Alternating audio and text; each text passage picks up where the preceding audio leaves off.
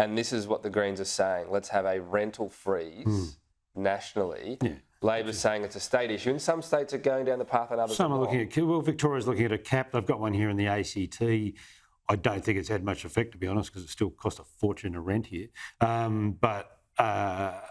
Chris Minns said yesterday, nuts, stupid, we're not doing it. It hasn't worked overseas, just causes rents to rise. And landlords are already facing, massive state taxes, massive interest rate rises, increasing conditions, rental conditions that will just give up and sell their houses, and you get the opposite of what you want. So, look, so even if Labor wanted to do this, it wouldn't really be doable. They'll be able to do it anyhow. Yeah. But look, it's a case of ever shifting the goalposts for the Greens. I mean, they sort of asked for $5 billion a year to be spent on housing.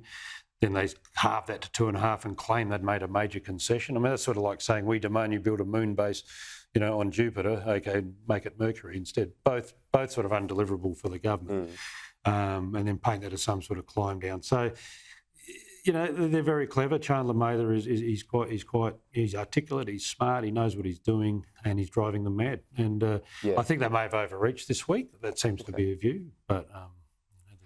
And the electoral battle is a really interesting one because we spoke about the demographic closer to the cities. We saw in southeast Queensland they made ground, which I think surprised a lot of election watchers. 3 seats. They've got one in Melbourne, but a lot are really close. They're not even in the 2PP, but a slight shift if they can get ahead of the Liberal Party.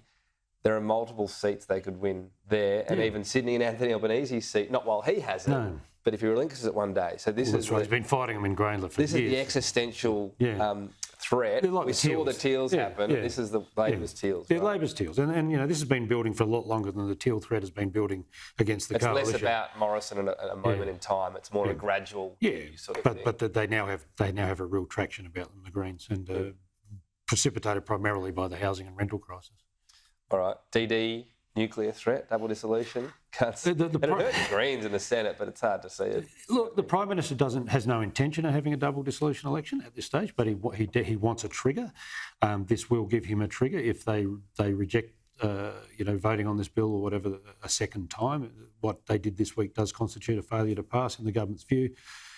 So watch this space if the government withdraws this bill, Tom, from the Senate between now and October and reintroduces it into the House of Reps, because that's what they have to do to get the trigger. You've got to actually put it back through the whole process and put it back before the Senate.